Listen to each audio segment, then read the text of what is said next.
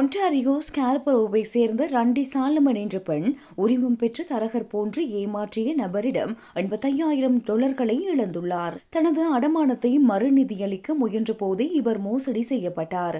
உரிமம் பெற்ற தரகர் போன்று பாசாங்கு செய்த டயான் வன் ரோசம் என்ற நபரிடம் அவர் பணத்தை கொடுத்துள்ளார். தனது வீட்டுக் கடனை இந்த பணம் குறைக்க உதவும் என ரண்டி நம்பியுள்ளார். அதன் பின்னர் தான் வழங்கிய பணம் ஒருபோதும் அடமானத்தை செலுத்த பயன்படவில்லை என ரண்டி கண்டுபிடித்தார்.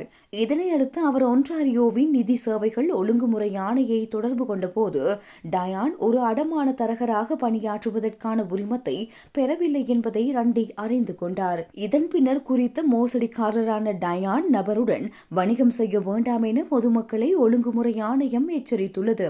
அத்துடன் ஒரு தரகருக்கு பணம் அல்லது நிதி தகவல்களை வழங்குவதற்கு முன்பு அவர் உரிமம் பெற்றுள்ளாரா என்பதை எப்போதும் சரிபார்க்குமாறு அதிகாரிகள் மக்களை அறிவுறுத்தியுள்ளனர். மேலும் அதிகாரப்பூர்வ தரவுத்தளங்கள் மூலம் தரகர்களை சரிபார்க்க முடியும் என அதிகாரிகள் விவரிக்கின்றனர்.